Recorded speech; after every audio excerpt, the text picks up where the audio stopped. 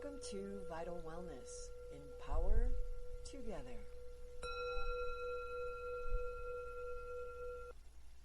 Good evening. Thank you for joining us on Clearsource Radio. This is Lori Spencer with my beautiful co-host Katie Hurley, and we'll be taking you along a fun, knowledge-filled, interactive radio program over the next hour. Hello, Katie. Hello, Lori. What kind of stories you been telling this week? I'm always telling stories, Katie. That's the way I roll. I've been a storyteller since I was 8 years old. Well, there you go. Yeah, so that's what we're going to be covering on this evening's program is anecdotes. And the acronym that Kate and I so graciously arrived at together is active, narratives, either, cure, dis-ease, or threaten existence. So interestingly enough, this morning when Katie woke up, she went to one of her blogs through nextavenue.org, and the interesting thing was that she found this blog on Don't Let Your Doctor Kill You was the name of the blog. Right, Kate? Yeah, I was kind of like, oh, somebody's finally, oh, doctors killing you? That's an interesting topic. But the thing that I found really fascinating as I started reading the blog was essentially what the foundation of the blog was about was a book written by an MD, and the title of the book was Don't Let Your Doctor Kill You, How to Beat Physician Arrogance, Corporate Greed, and a Broken System. Interestingly enough, however, the blog as well as the book really was speaking to what Katie and I have extended to our listeners on just because someone has an MD appended to their name does not necessarily mean that they have your best interest at heart. And it's not that they don't have your best interest at heart, but they fall short, and that the consequences can be deadly. So what I'm going to lead with this evening, just because it's part of our narrative as it relates to being vitally well, is about neuroplasticity. And I know that I have spoken to you about neuroplasticity before, but I wanted to refresh your memory and basically lead you on what that means and how it can stop you from being vitally well. Neuroplasticity, all it is it's when our brain, when we think things, what happens, or when we verbalize things, our brain fires off these, they're called synapses. And over time, if you keep telling yourself that, say you're in pain, there's these loops that get formed, and they behave like plastic. So in other words, say that you just keep saying, oh, I'm in pain, I'm in pain, I'm in pain, and your body is still treating itself like you really are still having whatever is creating the pain just loop and play like an old tired song on an old record player. So the way to overcome this neuroplasticity is to form new synapses. And as trite and crazy as this sounds, it can be done. And it's done through just changing the tape. Instead of telling yourself you're in pain, you just, tell yourself, oh, I feel great. Or, whatever it is that resonates with you, just so that you can create new synapses. Well, if it was that easy, I'd tell myself all sorts of stories. Like I'm thin and beautiful and sexy and hot and all sorts of stuff. I'm gonna be walking around going, yeah. Let's create some new neuroplasties because I'm ready. Katie, you are thin and you are beautiful.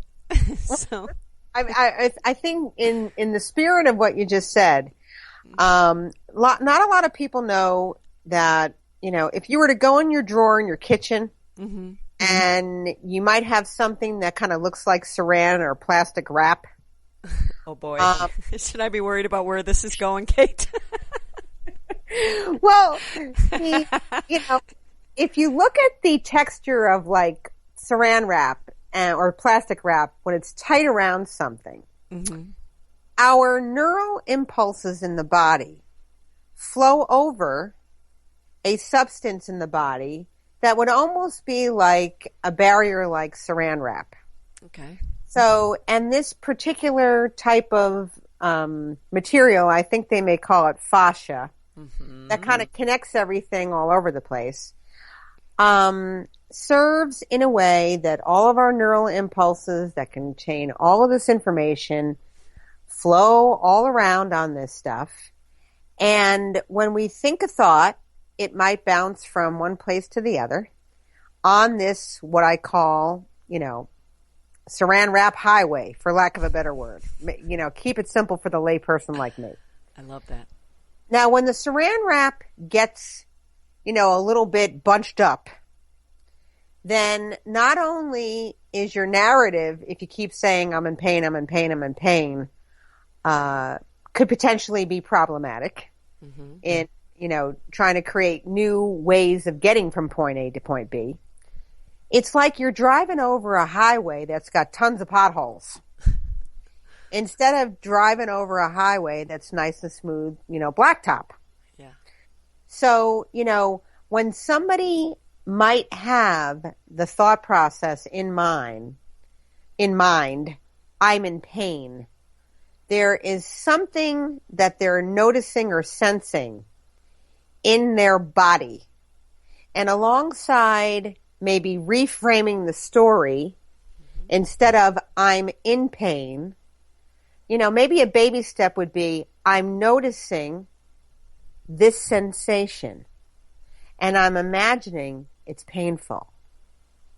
Because you're going to start to allow your body to explore different ways in which it can respond to the mental process of I'm in versus now I'm experiencing. So, ideally, if you have smooth saran wrap, it's going to support this reframing of your conversations that we're getting into tonight. Mm-hmm. And if you got bunched up stuff, it's even more important maybe to say your stuff more often because, you're wearing your body out going over all these pothole highways. Yes. Yes. I love that. I love that.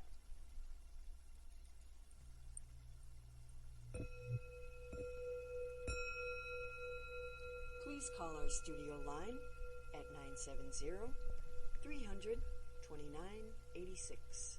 We look forward to hearing from you and sharing anything that you wish to contribute to this evening's program.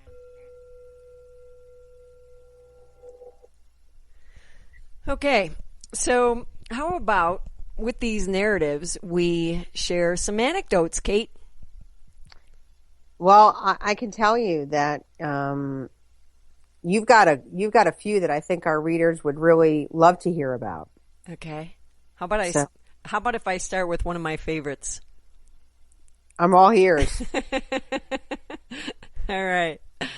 So I have this one client who's also a very dear friend of mine now because we've been working together when I was in Chicago over, a decade now. And he was surfing in, I think it was Australia, and sends me this photo of his foot, the bottom of his foot to be precise.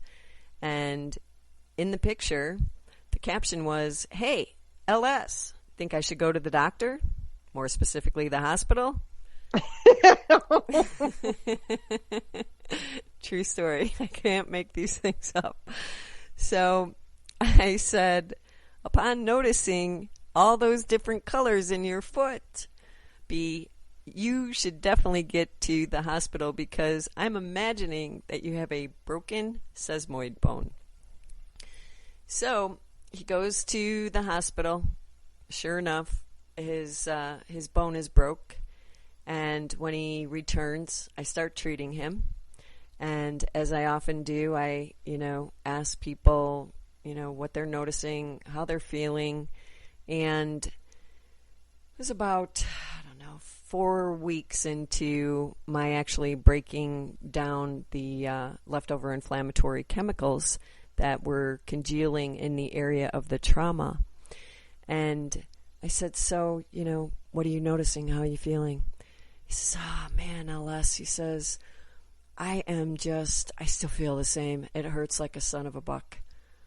I said, well, I'm really sorry to hear that, but there's no explanation for it. I imagine that it's contained in your head. I think that's what you're thinking, but based on what I'm feeling, that shouldn't be your experience. Well, needless to say, he wasn't so happy with me, and I didn't see him for, probably about several weeks, 3 weeks. He comes back, and he says, I need to apologize to you. I said, why?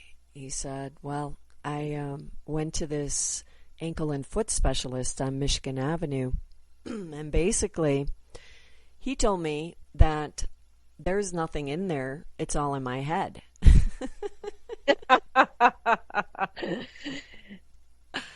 Yeah. You mean the old story? Yeah. It's all in my head. But, it was okay coming from the ankle and the foot specialist.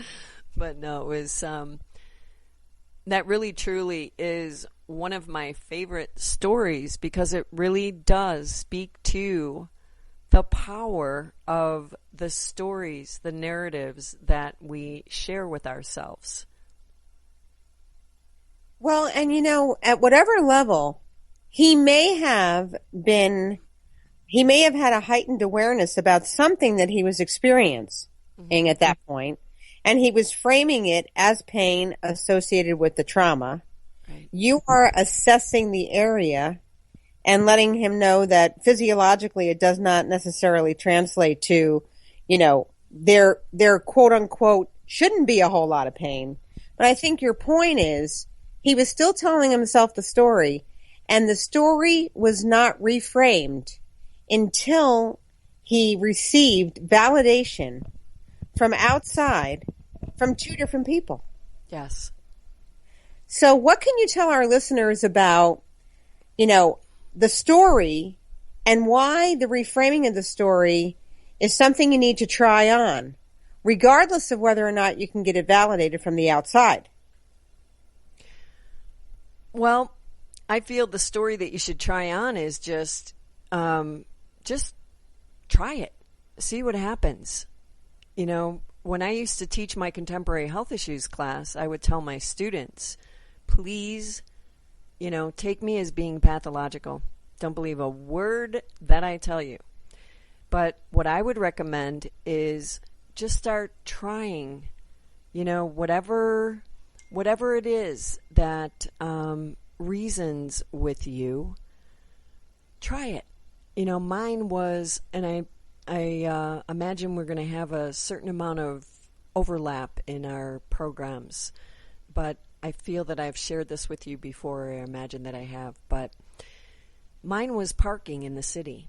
So what I just started doing was, before I would leave the house, my ritual was I would thank my parking farias for the brilliant space that I was going to receive. So much so that all my friends started doing that. So it's the same thing with your body. Play with it. On days maybe when you wake up and you're not feeling so good, instead of telling yourself repeatedly throughout the day that you're, noticing that you're feeling sick, just pay attention and tell yourself a different story. Tell yourself, like what I would do is I'd say, I don't have time for this. I'm not going to get sick now. And coincidentally, I wouldn't. So that would be my suggestion, Kate, as crazy as that sounds. Well, I have a real love and a passion for something I call candid, conscious conversation. Yes, you do. Yeah. It's kind of like just being radically honest with yourself. Mm-hmm. And part of the challenge with stories is stories sometimes, like, it's almost like, well, why would you be telling me to tell myself something that might not be true? Yes. Right? Mm-hmm. And if you allow your stories to not necessarily have to be nonfiction, right? Then you can actually play with them and have fun. Like you were reading, science fiction, or like you were reading a comedy, or like so the biggest challenge with, asking people to maybe change their stories is to give them the poetic license to allow the dialogue that's going on in their mind to be somewhat similar to attending a really fun play. I mean, for those people that might, like comedy, think about yourself being at Second City. How would you talk to yourself that way? Think of what you'd be doing if you were at the opera. Right. Think what you'd be doing if you were at a rap session. Yeah. Think what you'd be doing if you were at a basketball game. I mean, it's not so much about telling yourself an untruth. Mm-hmm. It's more about challenging your brain to change. Yeah. So you use your brain for a change. I love that. Well, that's actually a title of a book on neuro-linguistic programming that's really, really good. But I mean, most people do not know that they can use their brain for a change. Yeah. Now, there are people that I know in my life that are like in the tech industry. They're programmers. They do software. They do hardware. And a lot of the metaphors around, listen, erase your hard drive, get some new software. It really is true that you can allow your thoughts to point you in the direction of a future version of self that's more in alignment with what you really want, need, or desire to be vitally well. And the only way that you're going to even get an opportunity to experience it is if you're willing to try it. Yes. So, listeners, if you allow yourselves to kind of play with what Lori just talked about and tell yourself a slightly different story, and I call it outing yourself. I was in the presence of somebody yesterday who was saying, "Oh, I don't ever tell anybody about what's going on inside my own being. I just don't do that." And, when I first got married, everybody was calling me Mrs. It was the name of my spouse. And I would say in this kind of very abrasive tone, I'm not Mrs. I'm my name. And I'm not saying Mrs. or the name because I didn't ask her if I could talk about her on the radio. Right. And, and I noticed the tone of her voice, and I noticed how much kind of angst she had around being called Mrs. versus being called her name. And I said, what if you would have just allowed yourself the opportunity to say, in noticing you've called me Mrs., I imagine that you do not know my preference is to be called by my name. Mm-hmm. And I would really appreciate you in advance for calling me by my name. So you kind of out yourself. Instead of walking away from the person and going, you dumb whoever, stop calling me Mrs. Right. And that tape running in your mind. Uh-huh. State out loud what it is you really want, need, or desire, and it magically may appear. Absolutely.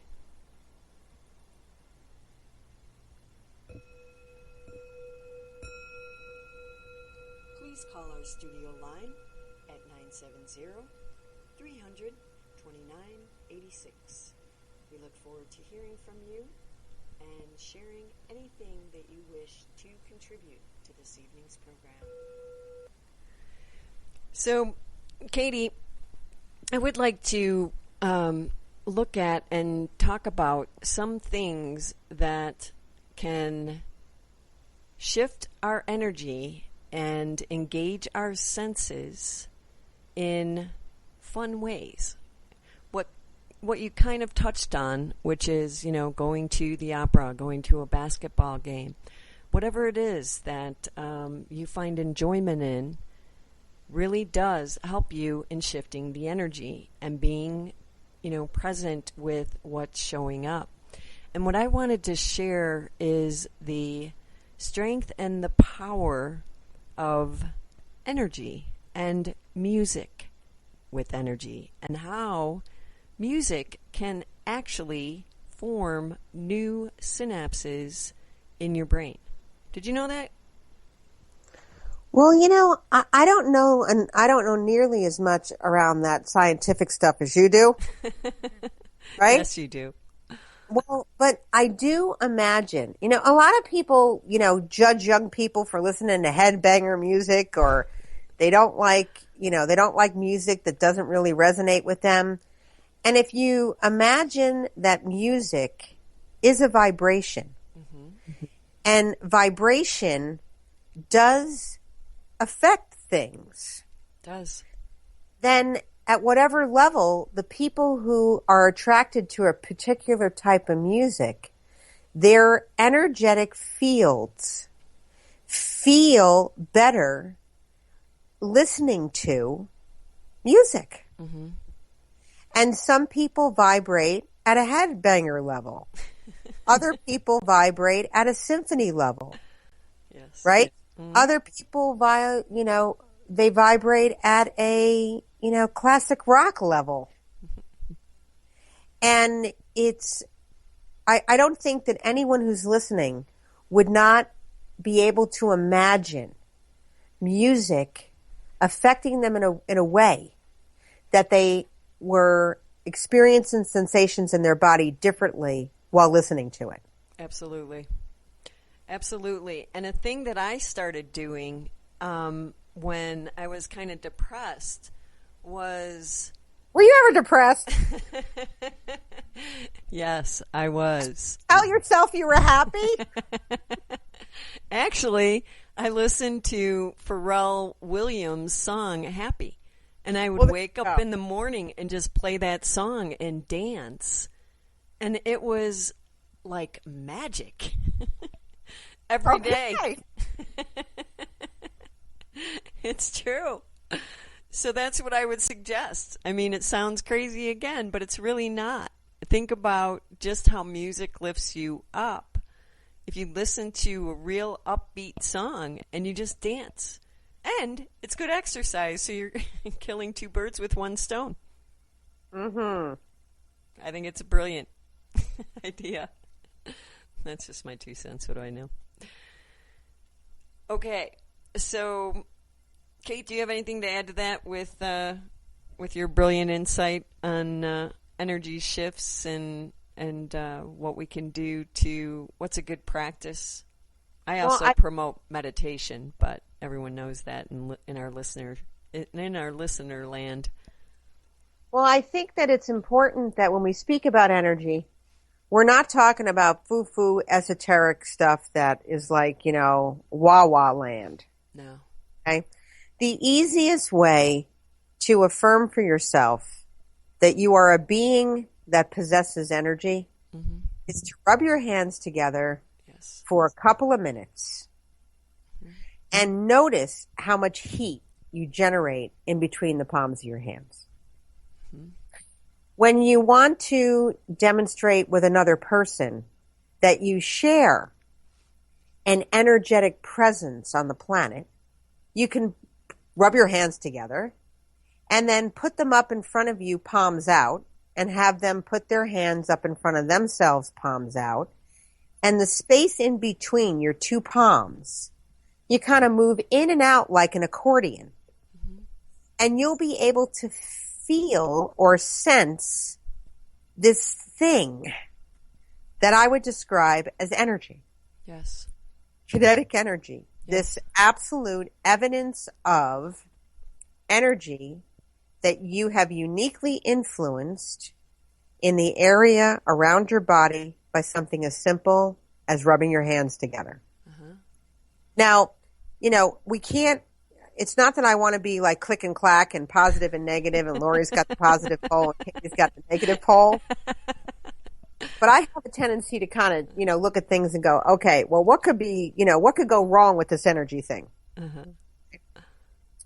And if the thing about thoughts and laying down these new loops that Lori talked about earlier is when you have a thought in your mind that you imagine is contained within the 360-degree hemisphere of your cranium, mm-hmm. it could very well be that you are inaccurate. Meaning that vibration that is leaving your mind in the form of a thought could be picked up by other people. Mm-hmm. And you don't even know that you're outing yourself. And it's very interesting for people to move from a place of maybe not being or not feeling as good as they could to declaring, I want to be vitally well, by watching how much the thoughts in their mind that occupy that beautiful space on a daily basis are thoughts of judgment about self and other. And that those thoughts are an energy. And that energy, very similar to rubbing your two hands together, if you place them in the field of someone else, mm-hmm. they may very well be communicated. Absolutely. So if you're inside your mind and you're saying, oh my God, I just love that person. And this wave of positive energy kind of like flows toward them. Imagine what it's like when you say, oh my God, I can't stand that person. The wave that may be going that way could feel abrasive and rough. Yeah.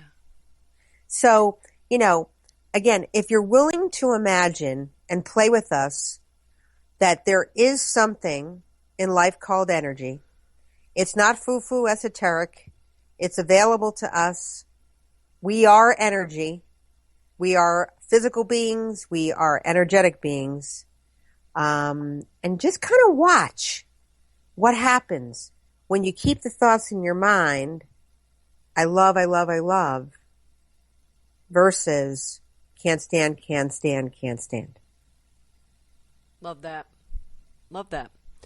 I was in, okay, so I'm pretty much grounded in science. And when I studied energy healing in Norway, I just thought it was the craziest thing ever until I returned from Norway and was met with my then dog, Misty, having sinus cancer. And I thought, I may as well give it a shot, see what happens.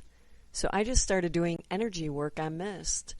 And so much so that my vet had asked, what are you doing to this dog? I said, I'm just doing energy work on her. Is this a bad thing? And he says, no. He says, Lori, I've never seen this. He says, sinus cancer is incredibly aggressive, and there is no deterioration to Misty's sinus bone. He never witnessed that before. And honest to goodness, that was all I was doing was the energy work on her, and she got a year with no deterioration to the sinus bone. Well, and Lori, again, our beautiful listeners out there in Vital Wellness Land, I don't know what energy work means. Uh-huh. So can you kind of share with our listeners, what does it mean when you say you do energy work? What does that look like? What is that? If somebody was to leave the program today and go, something, I'm going to try that energy work. Where would you go? Would they go to the gas station and put the pump in the ear? Or where are they going to go for energy? They going to go to their for a light company? I mean, what's this energy work? Energy work is essentially just a transference of energy. So you would take your hand and, in the instance of my dog, Misty, what I did was I just put my hand, usually my right hand. I don't know why I use my right hand when I do the energy work. But I would just place my hand above her nose by about, 2 feet, and just keep my hand above her nose. And the brilliance of energy is that it goes wherever it needs to go in the body. And there's really no right or wrong to how it's administered. Because again, it's just transferring energy. And that's all you do. Put your hands about, 2 feet away from someone. You can even do closer until you really start feeling the energy field, which you will after you've done it for a bit. And again, there's no right or wrong. You just put it above the body, wherever it is that you feel compelled to place it. In this instance, pardon me, I'm losing my voice. In this instance, I knew that she had sinus cancer. So my thinking was, I'm just going to, put it above her nose. The brilliant thing about animals is they don't have filters. They're like children. And they're very receptive. So they will let you know when they've had enough by moving away.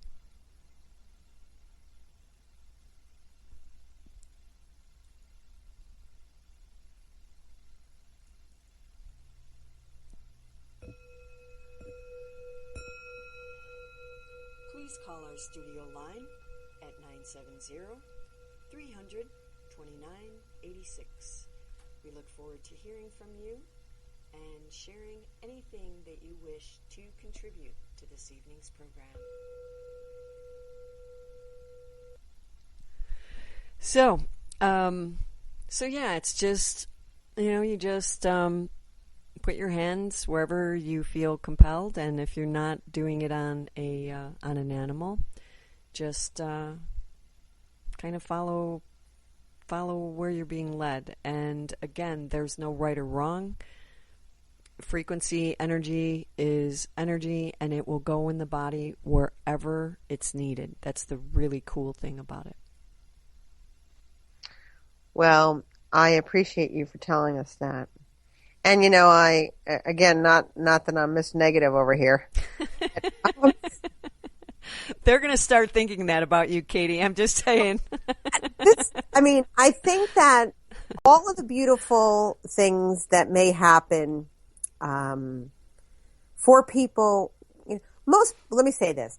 Most people seek out healthcare providers, wellness providers, energy healers, whatever it might be, when they are faced with a condition that they want some healing, health awareness around.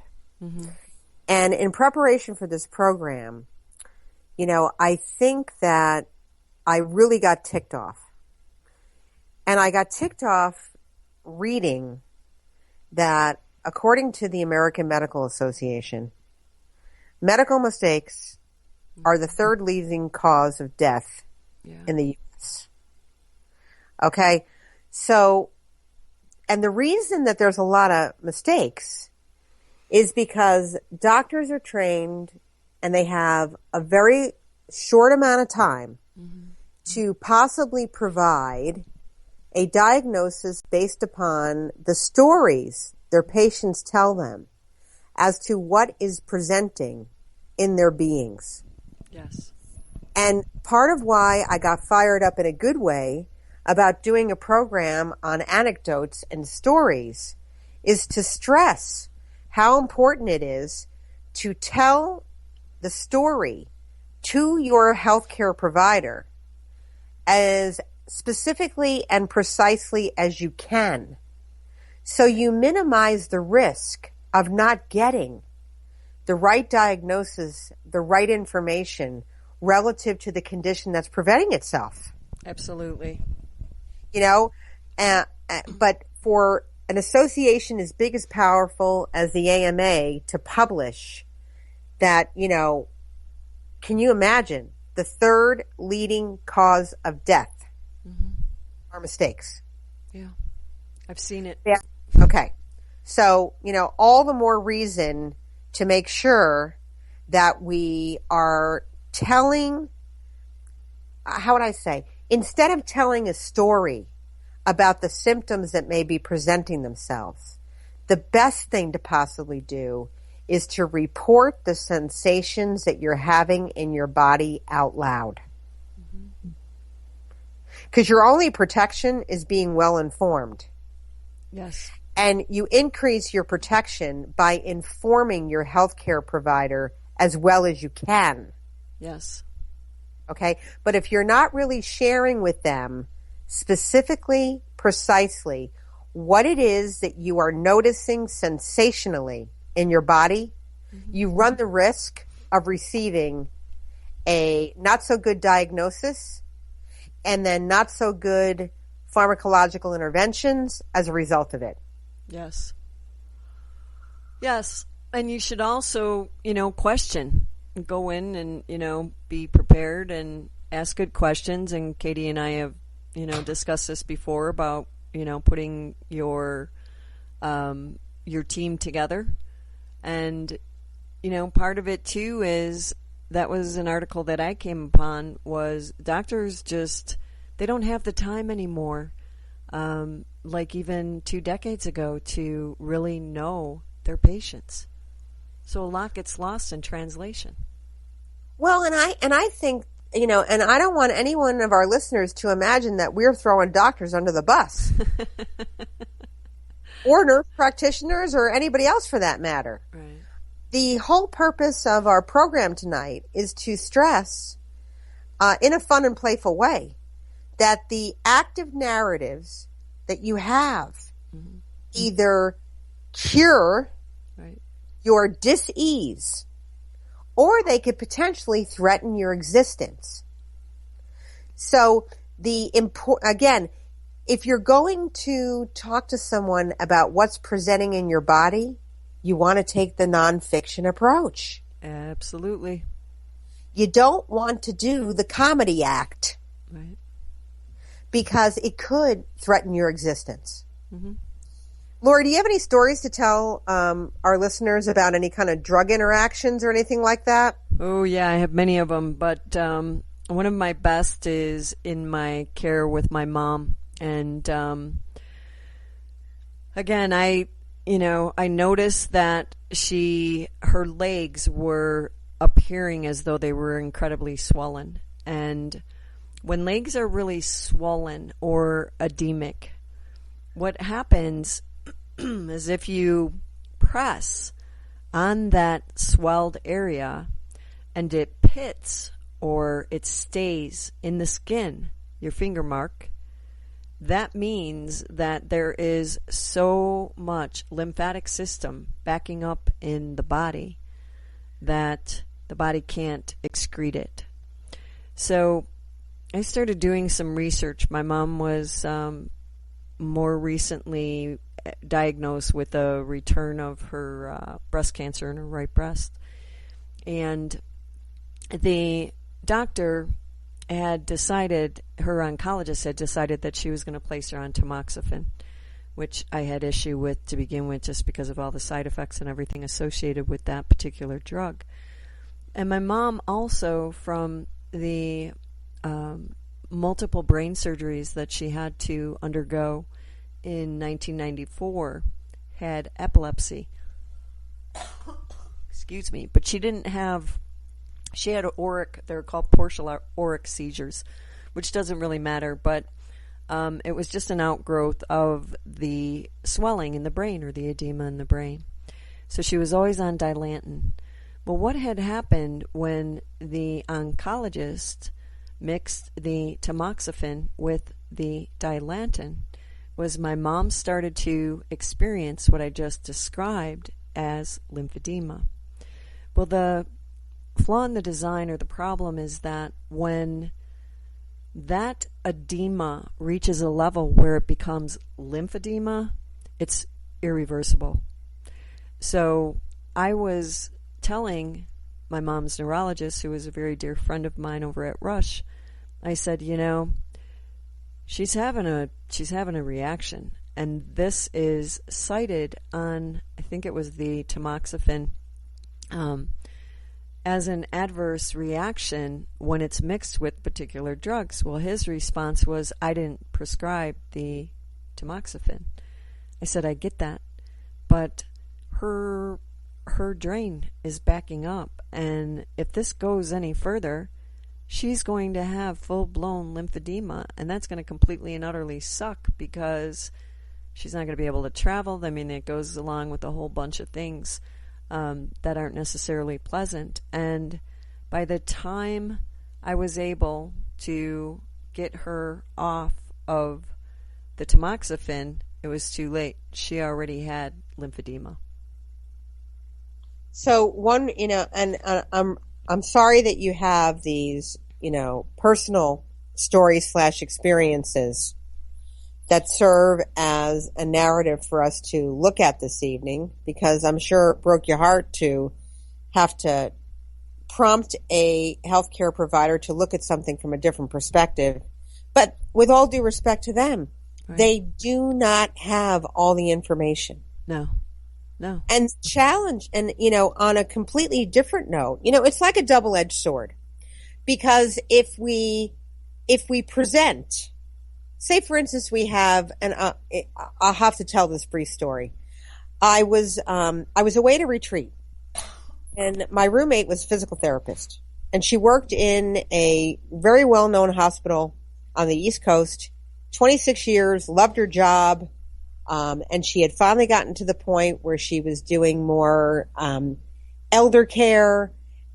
She was not necessarily having to lift very much. I mean, she was petite, 110 pounds, and doing her physical therapy on people that, quote unquote, she could handle.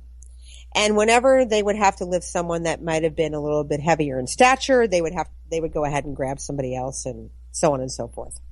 Now, the long and short of it is, she wound up saying to one of her colleagues at work, "Oh my goodness, my back hurts."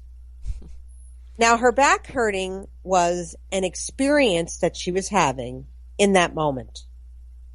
By stating it out loud, it went all around the hospital, and it came back to her superior. And within 3 days, her superior called her in the office and said, "Listen, we hear you got back issues. What are you doing about that? How long has it been?" Et cetera, et cetera, et cetera. Now, she was paralyzed in mind. She did not know what to say. She didn't know if she was getting fired, laid off. She didn't know what she was going to do. Mm-hmm. They basically said to her, if you cannot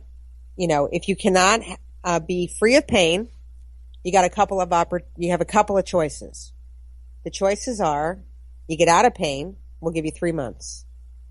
You do a job that's no longer PT, it's like a desk job. Or you find yourself a different job. Now, 26 years in a profession, reporting out loud a sensation she is having in that moment. And all of a sudden, it triggers all sorts of things across the entire healthcare system, across the entire work situation, workman's comp, is she okay, da-da-da-da, da-da-da-da. Right? Mm-hmm. So there is a reason to out yourself, and yet there's a consequence in outing if it is a temporary experience that you're having versus something that has become chronic. Yes. Okay? So part of the reason why we're spending so much time talking about this is because what a lot of our listeners might not know is in this day and age when people are integrating medical records and doing everything, there's actually something called the MIB. And the MIB is the Medical Information Bureau. And the Medical Information Bureau is kind of like the credit bureau for your health. Yeah. And every time you present with a particular symptomology, it kind of goes through this place and it winds up in a little box that says Katie's issues. Mm-hmm. And then as we go on through life, somebody may get access to that box and say, "Oh, she has this issue." And that could have been an issue that I had when I was surfing that day and broke my foot, but I no longer have that pain in my foot. You know what I mean? Yes. But in the absence of the context of the experience, all of this data gets collected. And so, on the one hand, it's important to make sure that your active narrative is active, clear, specific, and yet you don't get attached to it like the plague. You don't plasticize it by saying it over and over and over again. You don't create the loop, especially if the original impetus for the experience is no longer there, and it's just the thought process that's reactivating the physiology. Absolutely. Does that make any sense? Total sense. Yes. Okay. So, again, the active narrative needs to be active. The active narrative should be challenged. Yes. The active narrative should be clear, precise, specific when you've got a chronic issue, and you report out loud your sensations because you don't want to threaten your existence. But trying on a different narrative to heal is probably the most powerful medicine available to us. And it's just, take it and play with it. Absolutely. I've always believed since I was a young girl, the body has everything that it needs to heal. It's what we feed it in our thoughts, in our nutrition, what we ingest, the water we drink, the activities we engage in, what we feed our soul and our brain with. All of those things combined enables us to be vitally well.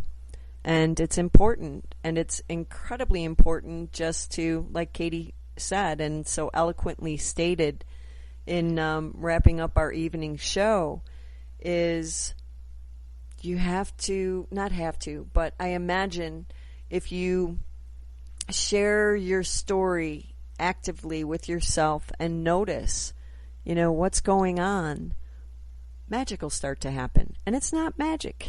It's just physiology on many levels. So, Kate, do we have anything else that we want to add before we close up? We have about less than 1 minute left.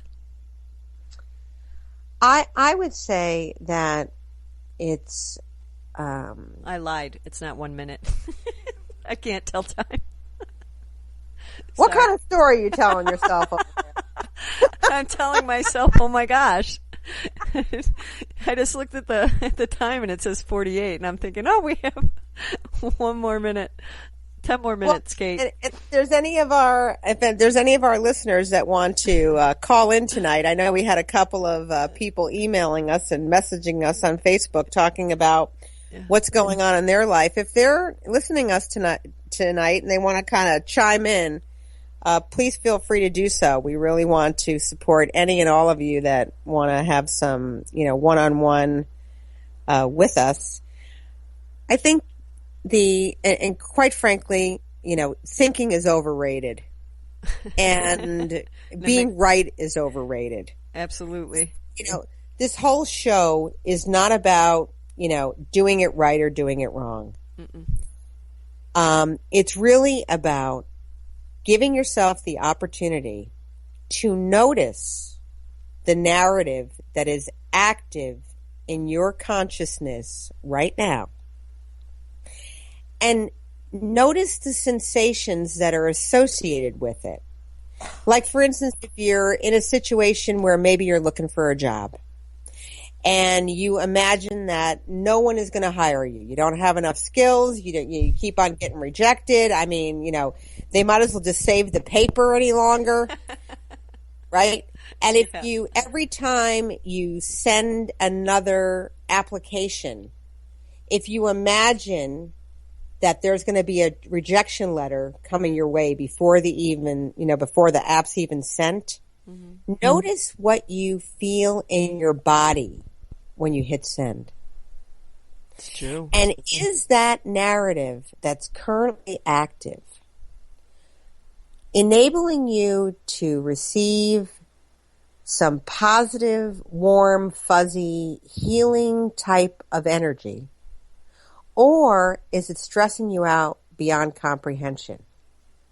And, Lori, you may be able to speak to this better than I, but last week we were talking about the difference between eustress and distress. Mm-hmm. And that eustress, EU stress, is positive stress. Yes. And there is a chemical chain reaction in the body that happens physiologically when you are experiencing positive stress or joy. Mm-hmm. And there is a different chemical pathway. There's a different set of biochemical components that happen. Correct. Energetic components when you are distressed. Yes. And would I be correct in assuming that your thoughts can activate that stuff? Absolutely. It's the difference between, the happy chemicals when you're under eustress and the cortisols and that family of chemicals when you're under distress. So and what absolutely. happens when people do drugs to do like happy chemicals or non-happy chemicals?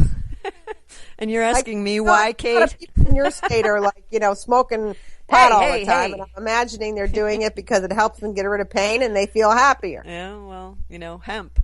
Hemp's the way to go with that, I believe, not THC. But that's a whole nother conversation that I think maybe we'll have next week. Well, how does the ability to change the chemistry through thoughts, because that's what our program is about tonight, translate to a more vitally well state of being? Well, if you look at the physiology of the body or the composition of the body, we're water, we're chemicals, we're frequency, we're enzymes, we're just we have a whole pharmacopoeia in our body. So the way really to be vitally well and maintain that is to monitor how you think and be cognizant of the water that you drink and drink a crap ton of water. That's my thing, is I love water in high amounts.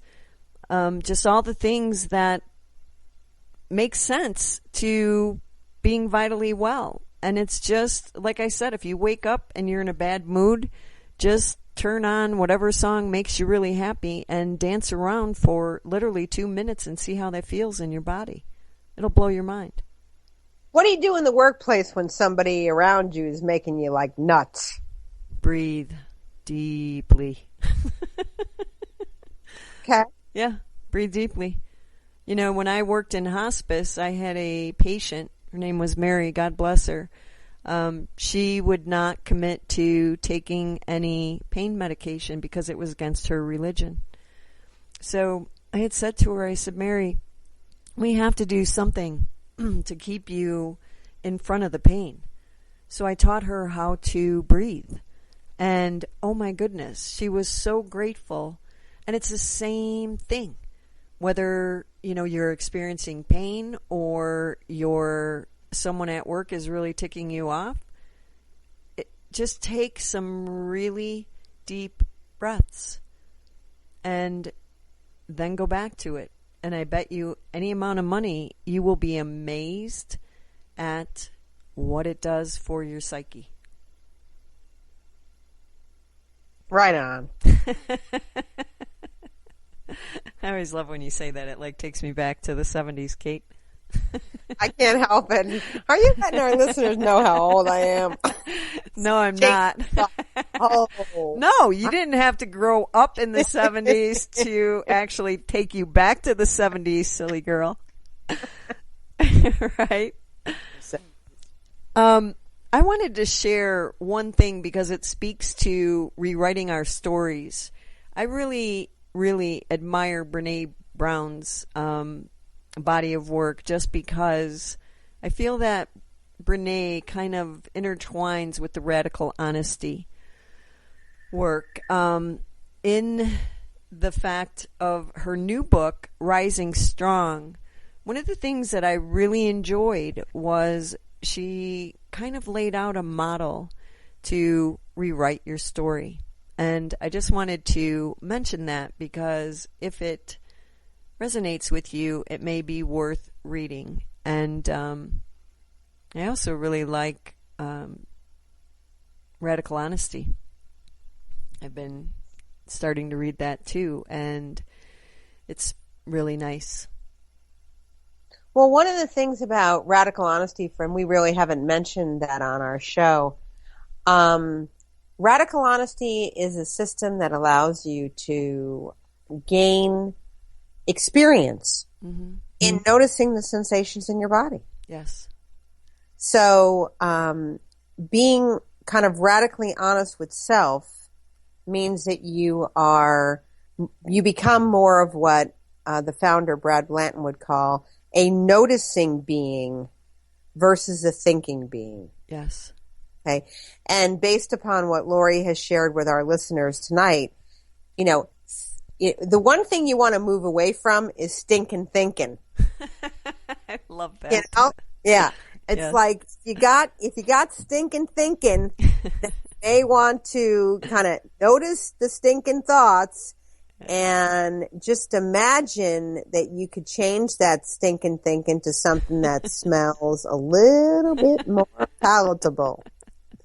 And see, and the beauty of it is what you can do when you do that is just notice the different sensations in your body. Yes. You know, just instead of believing us and our goofy stuff, when you got the stinking thinking and you notice it, oh my gosh, there it is again. Yep, it's back. Right? It's back. And you just allow yourself to say your own, what they call like mantra. And then notice the sensations in your body. I think, like, to use your words, you'd be blown away by what happens. And we want to hear from our listeners because, quite frankly, if one of the cheapest things you can do is to change the narrative you're having to one that either helps you heal and not threaten your existence, then we've accomplished what we wanted to accomplish tonight. Amen. During the Empower Hour. Yes, we have. So I want to leave our listeners, Kate, with one of my, not my favorites, but a good excerpt of mine from The Science of Mind by Ernest Holmes. It's on mental laws. And it just says, just as we plant seeds and later decide we wish something else, we go out and uproot the first seeds and plant others in their place. We are not thereby destroying the soil.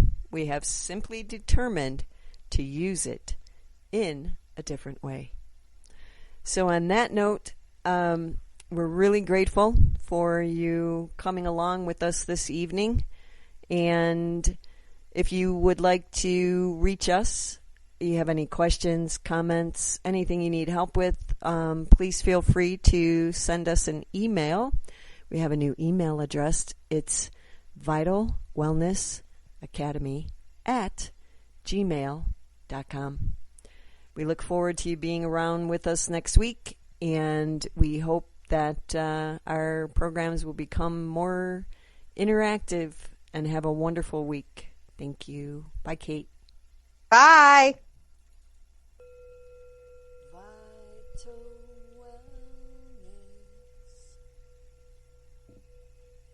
Thank you so much for joining us this evening. We appreciate you, our listeners. We wish you a week, a lifetime of being vitally well.